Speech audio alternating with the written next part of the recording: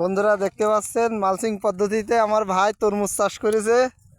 এই যে হচ্ছে বেড করেছে 2 ফিটের, মাঝখানে গ্যাপ দিছে 5 থেকে 6 ফিট, আবারও একটা বেড।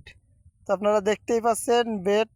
এই যে এই সাইডের যে হচ্ছে এই সাইডের যে চারা লাগানো হবে, এই চারাটা মাঝখানে যাবে এবং এই সাইডের চারাটাও মাঝখানে। এখানে মাঝখানে 4 থেকে 5 ফিটের গ্যাপ আছে।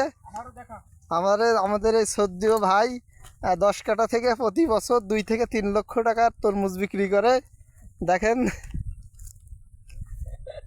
আমাদের ভাই এই যে মালচিং কাটার দিয়ে মালচিং ছিদ্র করছে, 1-2 দিনের ভিতরে বীজ দিয়ে দেবে। এটা হচ্ছে মাটির তরমুজ, অসাধারণ ফলন সে ব্যক্তি ফলায়। আপনাদের বীজ রোপণ থেকে চারা উৎপাদন পর্যন্ত দেখানো হবে এবং গাছে কেমন ফল আসলো সেটাও দেখতে পারবেন। বড় ভাই কাজ করছেন ভাই? আপনার এই ক্ষেতে কিরকম টাকা ইনকাম হয়? আল্লাহ দিলি ভালোই টাকা ইনকাম হয়। আমাদের এদিকে টাকা একটু কথা বলেন। হ্যাঁ ভাই বলেন। কয় টাকা করে ইনকাম করেন এই তরমুজ চাষ করে? তরমুজ চাষ করি তো ভাই 3 লাখ 4 লাখ টাকা করে একরে মানে বিঘা প্রতি হয়। বিঘা প্রতি 33 শতাংশে 3 থেকে 4 লক্ষ টাকা বিক্রি করেন।